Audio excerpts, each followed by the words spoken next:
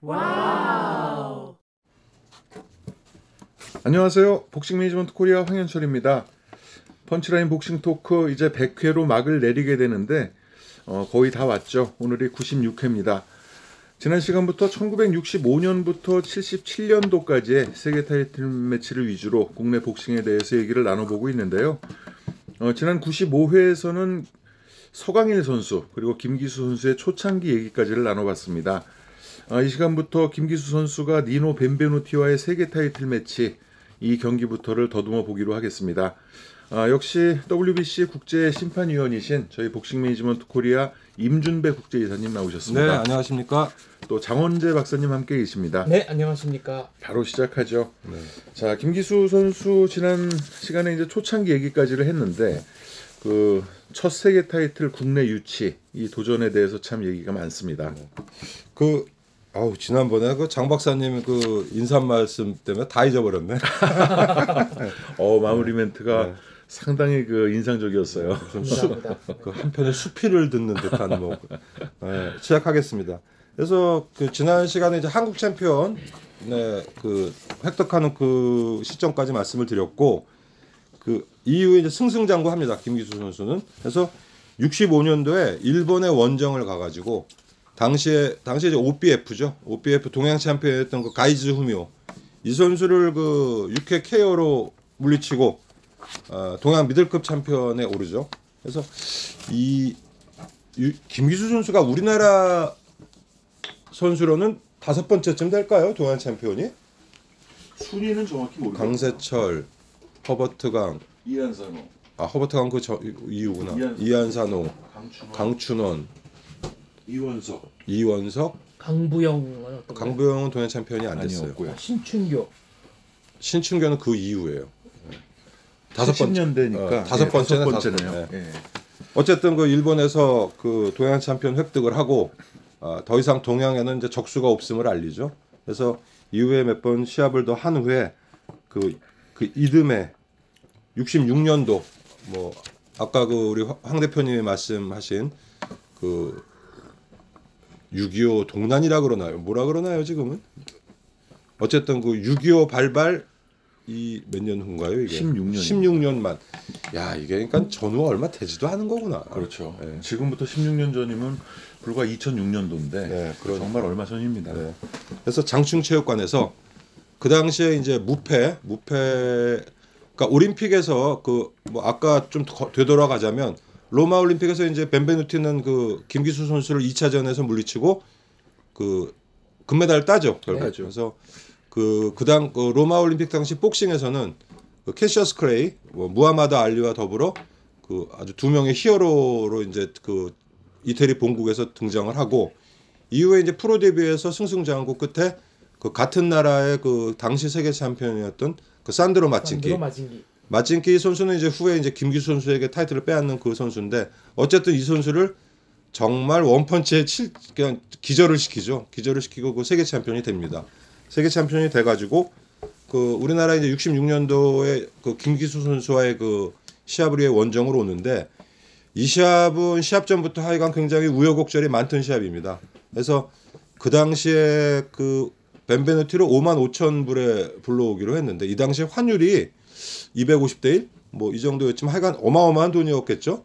그래서 불러오기로 했는데 그러니까 총 경비가 그 벤베누티의 파이트 머니를 포함해서 한 65,000불에서 7만 불 사이의 경비가 필요했는데 그 당시에 이제 그 도저히 이 막대한 돈을 갖다 어떻게 그 구할 수가 없어가지고 뭐 시합의 성사가 되느니 안 되느니 벤베누티가 한국을 안 오겠느니 뭐 파이트 머니를 먼저 입금을 하라느니 해서 거의 또 불발까지 가지 않나 하는 그런 상황까지 갔다가 이것을 정부에서 그 보증을 쓰는 거죠. 박태준 회장이 이제 박정희 대통령을 설득을 하죠. 네. 그 과정에서 이제 그 결국은 정부가 나서게 됩니다. 네. 그리고 뭐 정치 쪽으로는 이제 일단은 저 얘기를 안 하고 보면 후에 이제 그 비서실장했던 차지철 씨 결국 그 박정희 대통령 시해 사건 때 같이 이제 희생이 된 그런 분인데 그 당시에 아주 그 무소불위의 그 권력을 휘두르는 그런 분이었는데 이분이 그 김기수 선수에게 남다른 애정을 갖고 그 시합 전에도 그 상당히 대회장도 많이 하고 그 적극적으로 후원을 하고 이제 그 박태준 회장과 더불어 그 박정희 대통령에게 간언을 한 것이죠. 그래서 정부에서 지불 보증을 하고 우여곡절 끝에도 이제 벤베누티가 우리나라에 옵니다. 매치메이커도 필리핀 프로모터였죠. 그러니까 그렇죠. 매치메이커가 이제 프로모터 필리핀에서 했었죠. 해서 왔는데 그때도 사레알이었나? 로페스 아레알. 사레알이 계속했군요.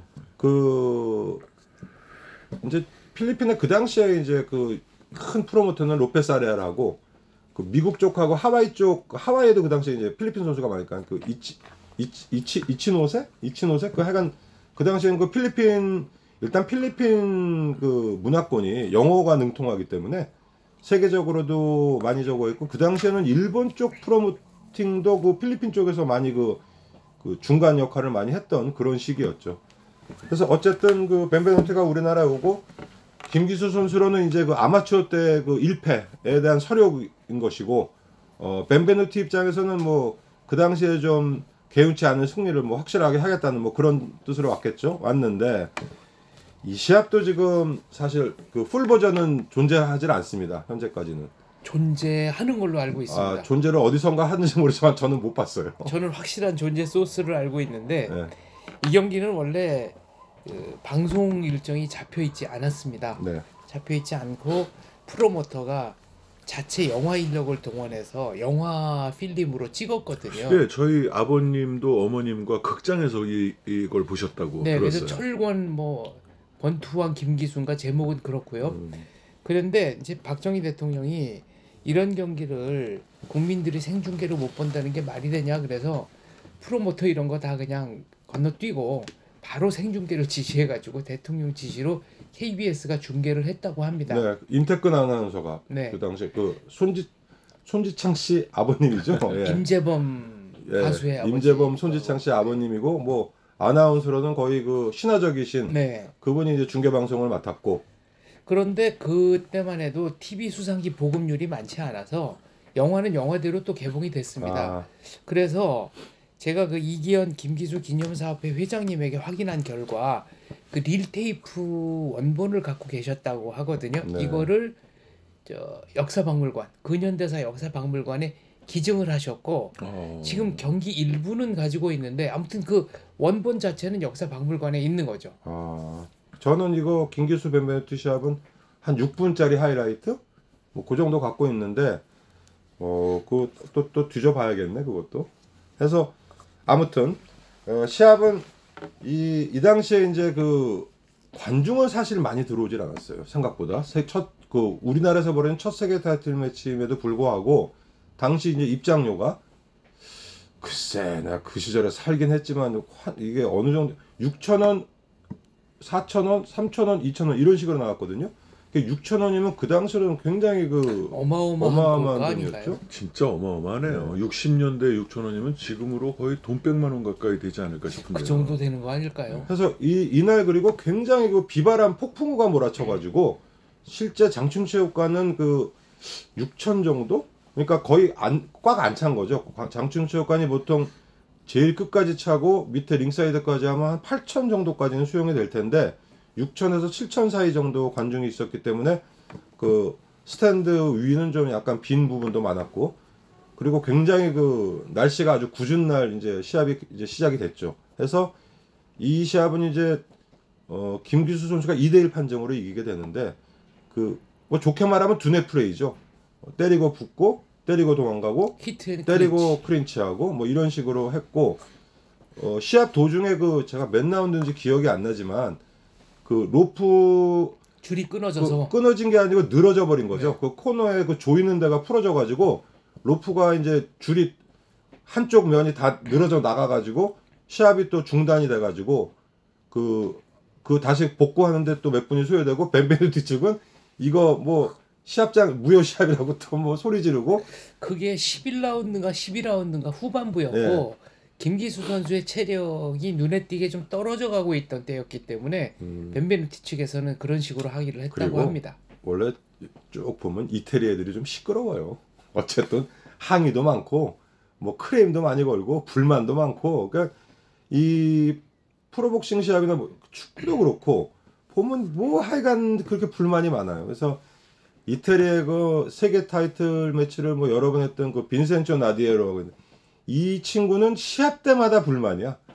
지면은 항상 항의하고 뭐 그 이태리 쪽이 항상 좀 시끄러워요. 시끄러운데 어쨌든 그 2대1 판정으로 그 대망의 첫 세계 챔피언이 되는 거고, 그 기록 필름을 보면 이제 그 저 판정이 발표된 후에 막 링에서 다들 뭐 들어 올리고 뭐 행가래를 치고 김기수 선수가 바로 링 밑으로 내려가서 그 중앙 단상에 있던 박정희 대통령에게 네. 가가지고 인사를 하고. 박정희 대통령이 그날 직접 참관을 했는데 현직 대통령이 세계 타이틀 매치 참관한 거는 이때가 처음이자 마지막으로 알고 있습니다. 아, 그럴 겁니다. 예. 그래서 그러니까 대단한 그 프로복싱의 대단한 기세였죠. 옛날에 최충일 선수가 놀란도 나바레테에게 도전했을 때 당시 마르코스 예, 대통령이 마르코스. 근데 직접 그쪽은 왔었죠. 뭐 그쪽은 원래 그런 경우가 좀 있었기 때문에 하지만 우리나라는 뭐 보안상이라든지 했기 때문에 그 당시에 특히 60년대 그 북한과의 관계도 굉장히 그 대치 국면이었던 데를 그렇게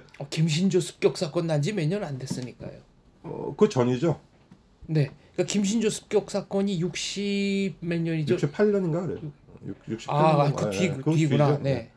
어쨌든 그런 공개된 데 노출된 데서 대통령이 앉아 있는다는 거는 단상도 없이 그 굉장히 좀 글쎄 뭐 모험이라기까지 뭐 하지만 어쨌든 굉장히 파격적이었던 그런 거였고, 그래서 김기수 선수는 대망의 세계 챔피언에 오르고, 뭐 벤베누티는 굉장히 뭐 그 판정에 클레임을 걸었지만 그렇다고 해서 벤베누티가 이긴 시합도 아니었던 그런 시합이 되고 드디어 세계 챔피언이 됐고, 이때도 계속 동양 타이틀을 보유를 하고 있었죠.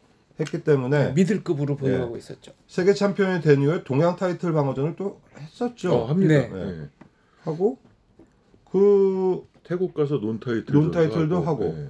그러니까 그 당시에 세계 챔피언의 횡보가 굉장히 넓었어요. 그렇죠. 예.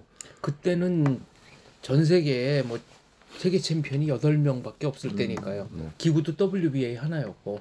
그렇죠. 예. 거의 국빈급 인사였죠. 과거의 그렇죠. 그 프로복싱의 위상 자체는. 그리고 뭐 계속 지금도 나오는 얘기지만 세계 챔피언이 지금 너무 많아요. 체급도 너무 많고. 이때는 체급당 1명밖에 없을 때니까요. 그렇죠. 그리고 이제 체급도 미니멈급 없었고, 네. 라이트 플라이 없었고, 슈퍼 플라이 없었고, 세계는 그 다음에 크루저 없었고, 주니어 페더도 없었고. 그러니까 그렇죠. 슈퍼반탐, 네. 그리고 슈퍼 미들도 없었고. 그러니까 또 뭐 따져보면 플라이, 벤텀, 패더, 주니어 라이트, 웰터, 주니어 웰터, 주니어 웰터, 주니어 미들, 주니어 미들, 미들, 라이트 라이트 헤비, 헤비, 라이트 헤비, 헤비. 헤비. 11체. 11명. 전 세계의 세계 챔피언이 딱 11명 있을 때입니다. 이 경기는 김기수 선수 나중에 회고록에 의하면 1라운드가 제일 고비였다고 해요. 1라운드에 펀치를 맞고 거의 아찔한 비틀거리는 상황까지 왔는데 일부러 씩 웃으면서 로프 쪽으로 물러났더니 상대가 들어오지를 않았다. 그때 1라운드에 니노 벤베누티가 적극적으로 나왔으면 자기가 어떻게 됐을지 모르겠다라는 얘기를 했고요. 그때 그 미국인 트레이너를 영입하지 않았나요? 아 맞습니다. 맞습니다. 네. 예. 네.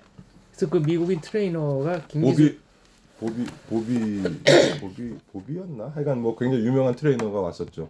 예. 그래서 김기수 선수의 스파링을 며칠간 관찰한 다음에 지금 현재의 스타일, 그러니까 눈이 빠르고 움직임을 최대한 절약하면서 이제 펀치를 넣는 이런 스타일로는 니노 벤베누티를 잡을 수 없다. 그래서 그때 그 트레이너의 고안에 의해서 만든 작전이 바로 히트 앤 클린치라고 합니다.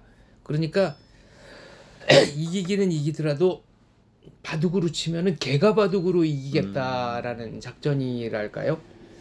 그리고 저희 부모님이 기억하시는 거는 니노 벤베누티가 한국에 와가지고 한 말 중에 서울의 스파게티가 꽤 맛있다.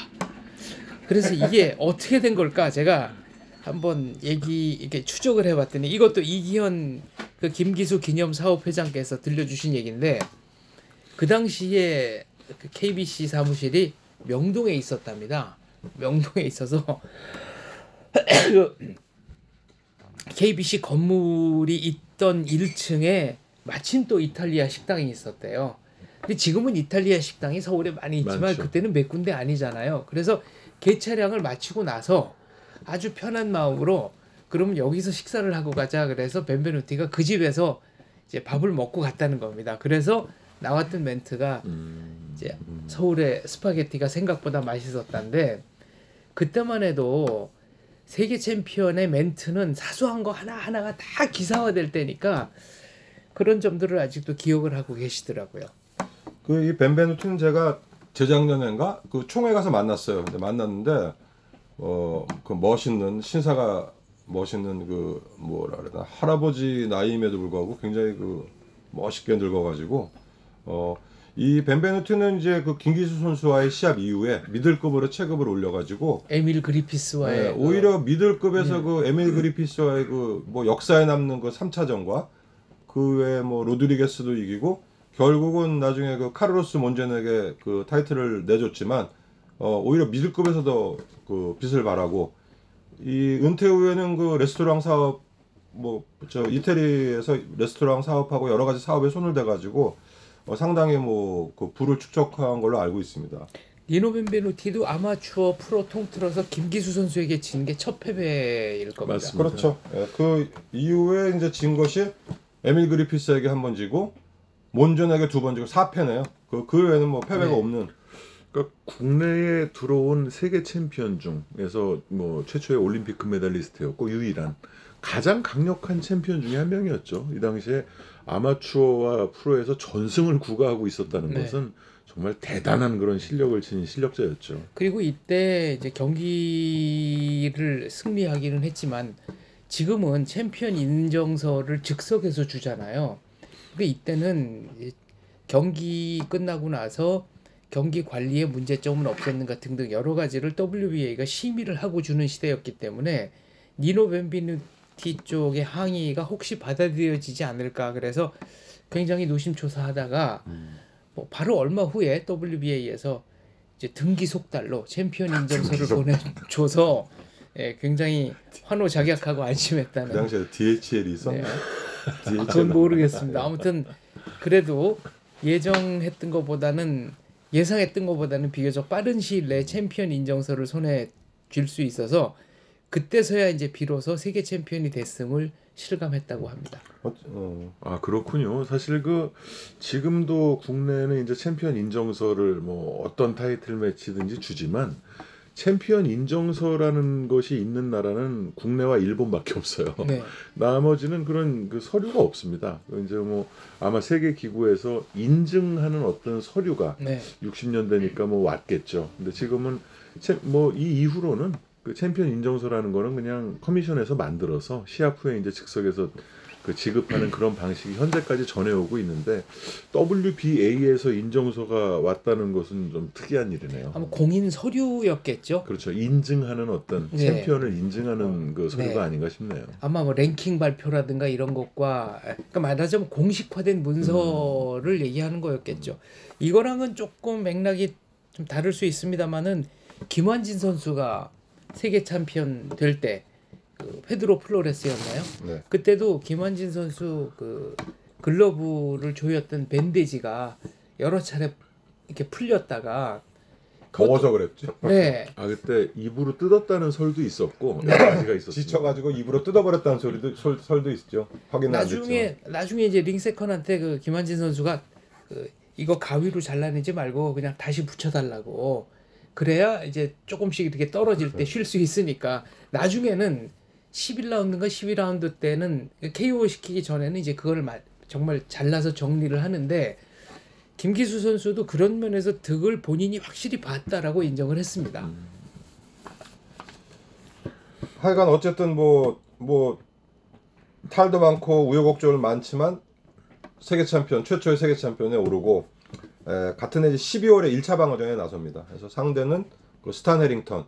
근데 이 선수는 그 하와이 출신이죠. 하와이 출신인데 김기수 선수와의 시합 후에 한 시합도 하고 은퇴를 하고 이 당시에 우리나라 왔을 때 나이가 이미 32세.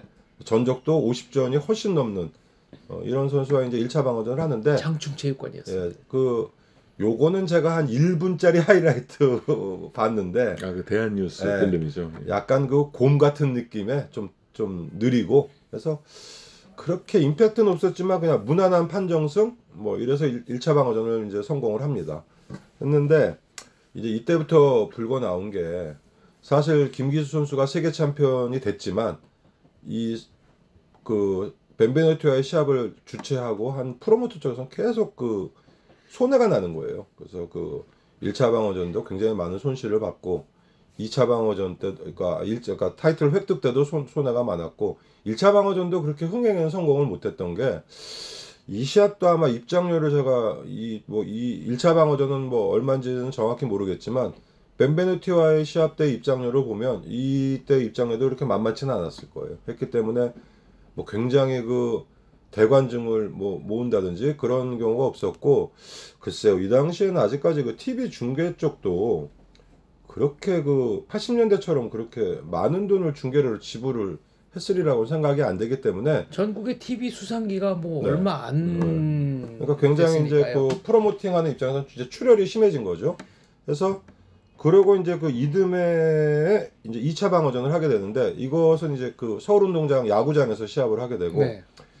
이 시합은 뭐 원정을 갈 수가 없는 게 프레드 리틀이 미국 선수이긴 하지만 미국의 이 변방 쪽의 선수예요. 그러니까 상당히 그 숨은 실력자이긴 했지만 프레드 리틀 쪽에서 뭐 김기수 선수를 홈으로 불러들여서 시합할 여건도 안 됐고 이 당시만 해도 주니어미들은 미국에서는 거의 인정을 안 하는 체급이었거든요. 그래서 그 당시에 미국의 뭐 주니어미들을 뛰는 선수의 간판이라 봐야 그 데니 모이어 그 웰타와 미들 쪽에서 뭐 세계 타이틀 매치도 하고 그런 정도가 간판이었고 그 해링턴 같은 선수 1차 방어전 상대했던 해링턴도 미국에서는 굉장히 그 존재감이 없던 선수였지만 어쨌든 그랬고 프레드 리틀도 이 프레드 리틀이 오클라호마 뭐 그쪽인가 하여간 좀 이 메인스트림은 아니에요. 아닌데 실력은 굉장히 그 강했던 그 프레드 리틀은 전업 복서기도 했지만 당시에 체육 교사로 네, 선생님이고 은퇴해서 계속 네. 체육 선생님을 했었어요. 그러니까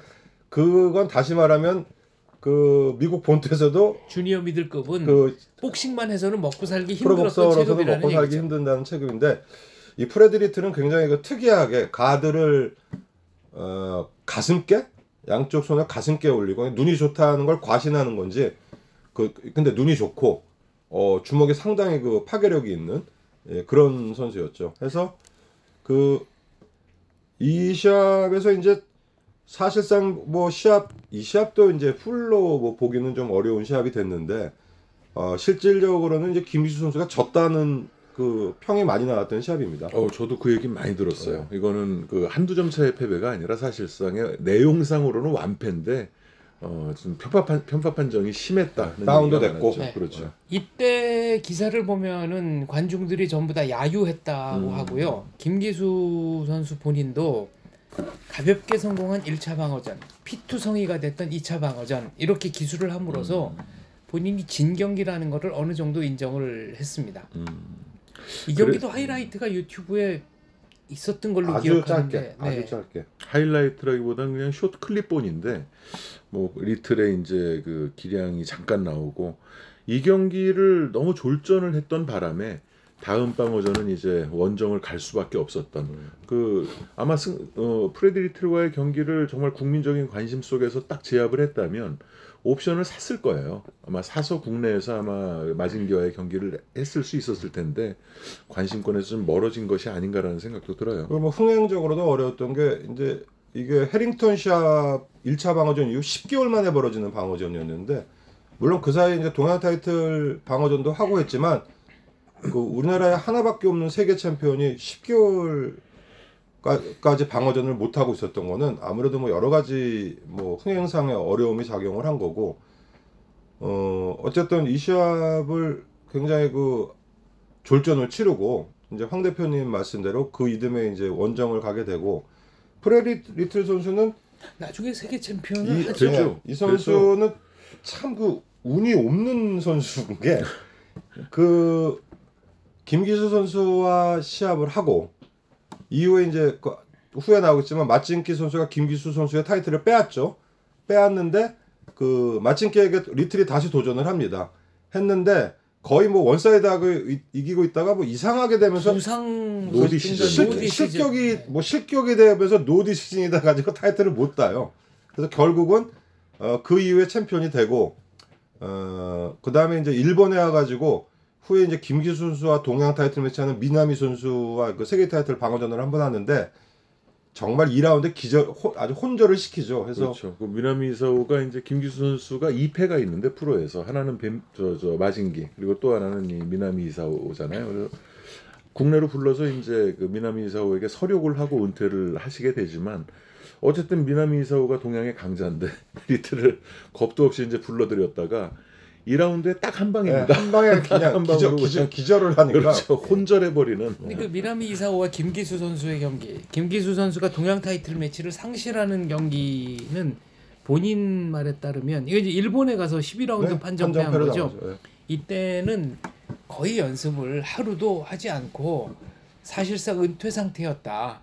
그랬는데 이제 그렇게 지고 나니까 진 상태에서 은퇴를 할 수 없지 않느냐. 그래서 명예회복 차원에서 몸을 만들어서 가볍게 이제 이기고 그 이듬해에 은퇴를 했다고 합니다. 재전을 한 날짜가 3.1절이더라고요.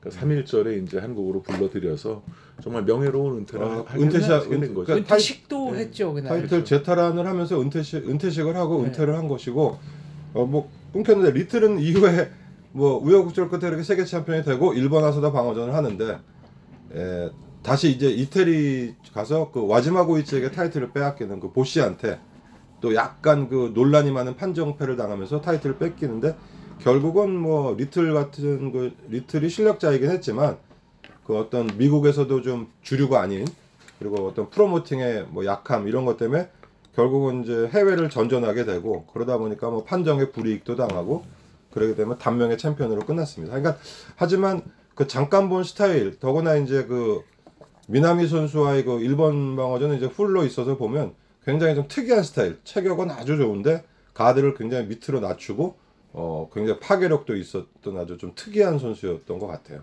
그 리듬감이 상당했어요. 네. 타이밍 맞추는 거라든지, 그러니까 김기수 선수라든지 국내 선수가 상대하기 정말 까다로운 그런 스타일이죠.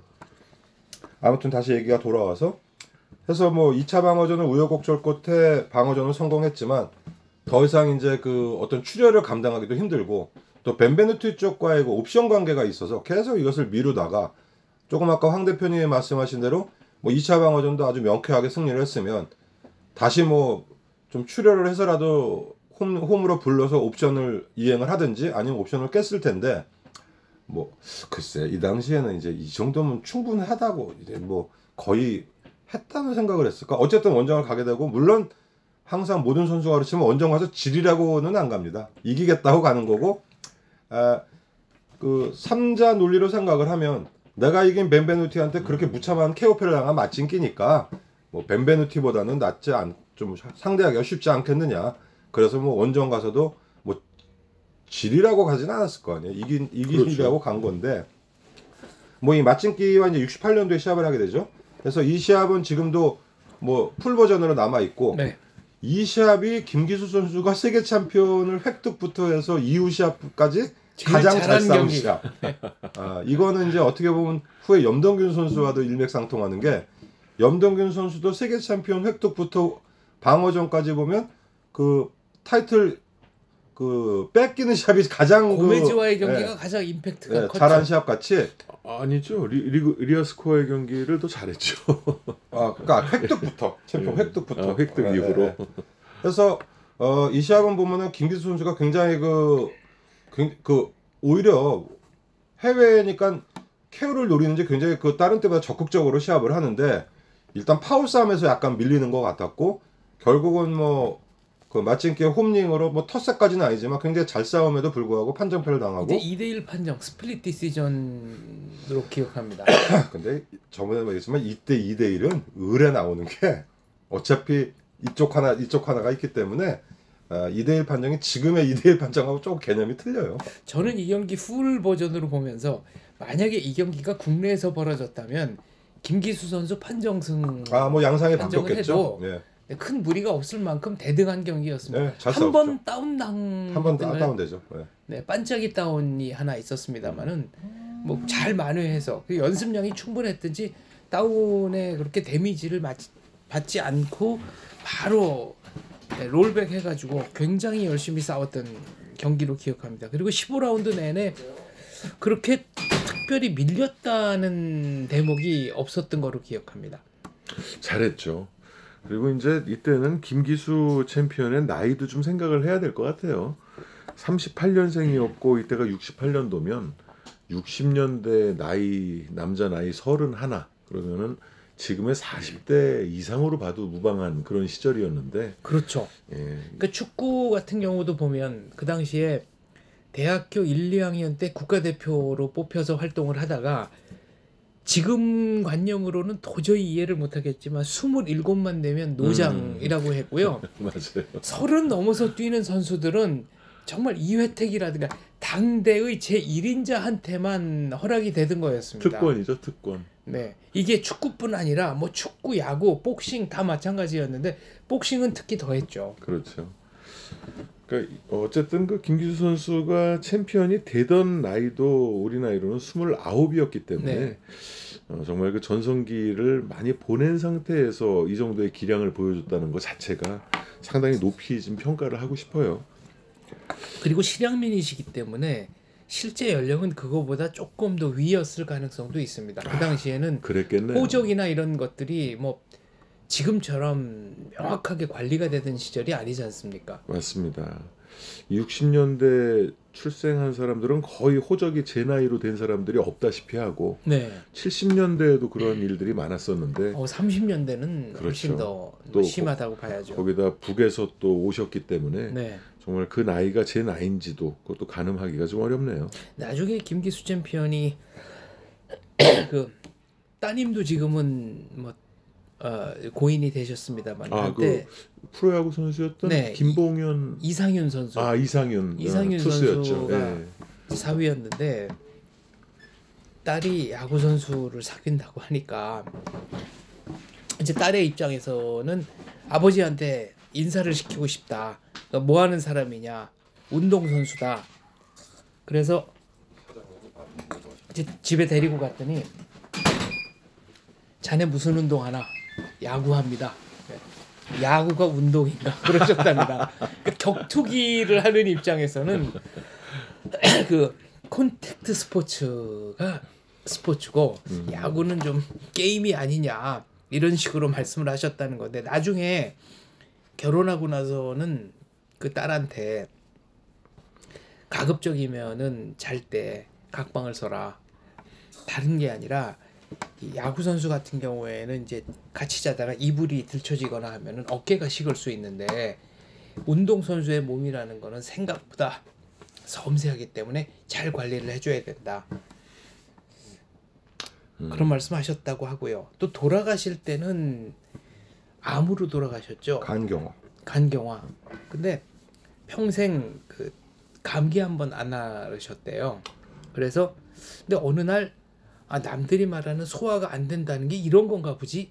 그리고 병원에 갔더니 그때는 이미 손 쓸 수 없을 만큼 몸이 상해 있더라는 거죠. 그러니까 김기수님은 39년생인데 네. 38년생. 38년생인데 97년도에 돌아갔으니까 60을 못 채우셨죠? 그러니까 워낙 본인이 몸이 튼튼하셨기 때문에 암세포나 병세포도 똑같이 그 튼튼한 몸에서 빠르게 확장을 한 거라는 얘기를 들었어요. 그 원래 그 연세 많이 드시고 몸이 쇠약해지시면 암세포도 잘 안 자라요. 네. 진행이 느리죠. 진행이 느린데 뭐 해서 이 김기수님 집안은 굉장히 좀 단명으로 다 네, 따님도 일찍 가셨고. 따님이면 연세가 나하고 안 되셨을 저하고 텐데. 근데 벌써 그렇게. 그 김기수 씨의 따님하고의 저하고의 그 추억이 아니고 저 어렸을 때 초등학교 때 장충체육관을 가면은 그 김기수 씨 따님이 뭐 나중에 모르겠는데 굉장히 키가 컸어요.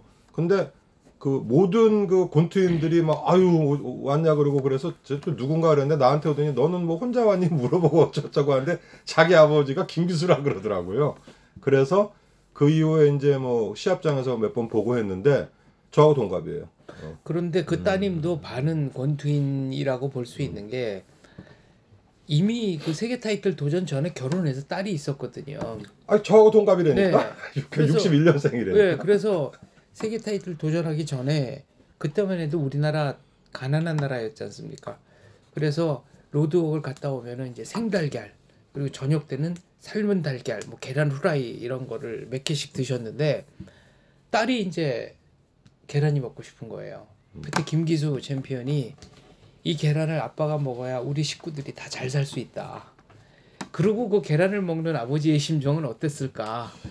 그래서 하여간 이 김기수 선수는 작년인가요? 그 텔레비를 우연히 틀다 보니까 그 내 주먹을 사라라고 영화를 뭐 그 흑백 영화를 하는데 요즘은 그걸 뭐라 그러나 리모라 그러나 다시 그 영상 회복을 해가지고 디지털로 굉장히, 만들어서 깨끗하게 해서 보는데 뭐 영화 자체는 뭐 그렇지만 그 김기수 씨의 그 살아생전 모습을 한 1시간 반 정도 다시 볼 수 있고 그 이제 우리 같이 나이 먹으면 그 옛날 영화 보면 그 시청학 광장 나오면 그 당시 그 무슨 옛날 기억에 남아있는 새나라 택시 돌아다니고 정말 어디 그 여의도라고 찍었는데 그냥 한적하고 퍼벌판인데 여의도고 그런 거 보면 옛날 생각도 나고 하는데 뭐 여의도 비행장을 통해서 뭐 원적을 갔다 이런 얘기들 그래서 뭐 하시잖아요. 김기수 선수 그래서 작년이었던 거야. 하여간 한번 살아생전 모습을 영화로나마 좀 보고 했는데 어쨌든 뭐 은퇴 후에도 그 명동의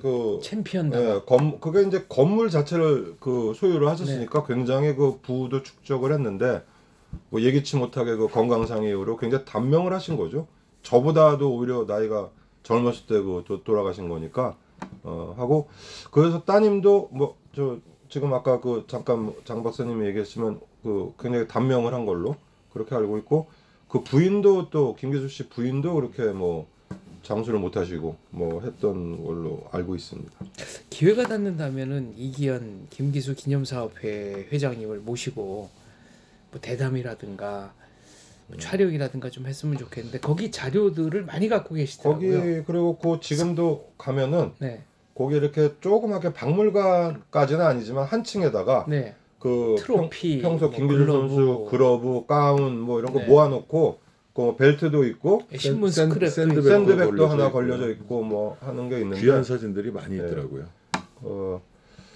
뭐 기회가 닿으면 황 대표님이 나중에 한번 취재를 해주시든지. 뭐 저희 쪽으로 한번 모셔서 뭐 얘기를 들어보는 것도 괜찮을 것 같습니다. 네, 그 이기현 김기수 기념사업 회장님은 천호상고 나온 복서 출신이고 가수, 일본에도 또 한참 가 계셨고. 네, 가수 개은숙 씨랑 동기 동창이라고 합니다. 그 김기수 챔피언과 따님과의 우리 임준배 위원님과의 추억은 거기까지인가요? 발전된 연문은 없었습니까? 초등학교 5학년 때 6학년 때 얘기고 일단 그 당시에 저보다 키가 컸어요. 그리고 그 김기수 씨 집안이지 않습니까? 네. 그 당시에 체육관을 나오면 거기는 스타예요. VIP예요. 그래서 그렇죠. 저는 그냥 혼자 가서 보는 적이고 근데 어느 날인가 하여간 와가지고 너는 혼자 왔니 하고 먼저 그쪽에서 말을 걸어가지고 그러니까 마치 마님이 하인한테 뭐 물어보듯이 뭐 그런 적이었는데 아니 그때 초등학교 5학년 학생이 혼자서 복싱 보러 간다는 거는 또 흔한 일이 아니었으니까요. 뭐 쉽지 않죠. 예, 그것도 항상 링사이드를 관리하는 아저씨를 알아가지고 그냥 링사이드로 내려가서 봤습니다. 저는 김기수 선수가 링 위에 올라간 거를 실제로는 딱 한 번 봤습니다. 그게 언제냐면은 무하마드 알리가 안토니오 이노키랑 경기를 하고 나서 이제 방한했죠. 네. 그때 네. 이제 한국의 전현직 세계 챔피언들이 다 올라갔는데 그때 김기수 챔피언이 이렇게 우통 벗으시고 무하마드 맞아요. 알리랑 포즈를 취했었죠. 네, 이렇게 복싱하는 포즈를 취했고 가벼운 잽을 던지니까 알리가 그거에 맞고 다운이 됐죠. 예, 아주 소스라치게 놀라는 코믹한 표정을 지으면서 다운되고 관중들이 다 같이 박수 쳤던 그날 장시철관이 인산인해를 이루었죠. 그래서 경기 그러니까 정식 경기는 이제 염동균 선수의 한일전이 이제 정식 경기였는데 알리가 이제 이노키와의 시합 후에 돌아가는 도중에 잠깐 한 이틀 3일 있었는데 알리도 아마 스스로 놀랬을 거예요. 이 정도의 환대를 받고 그래서 그 당시에 뭐 우리나라 여자 탤런트 가수들이 알리와 사진 찍으려고 막 서로 막 밀치고 막 안기고 그래가지고 그 굉장히 또 가십에 이 연예인들의 뭐 이 어떤 그 관념이 왜 이러냐 뭐 이런 것까지 나는데 지금으로 보면은 뭐 속아 웃을 일이고 그래서 어쨌든 뭐 그 당시는 복싱이 뭐 그러던 시절이니까 그게 몇 년도인가요? 74년? 75년? 6년? 언젠가 이노키와 시합한 게? 7년 76년인가 7년인가 6년 뭐 이쯤 아닌가요? 정확히 기억이 안 아무튼 나는데 알리가 현역 세계 챔피언이 있을 때니까. 네. 제 기억은 77년이 아닌가 싶기도 한데 모르겠네요. 그 시합이 어떻게 보면 그 이종 격투기의 최초 시작 아닌가요?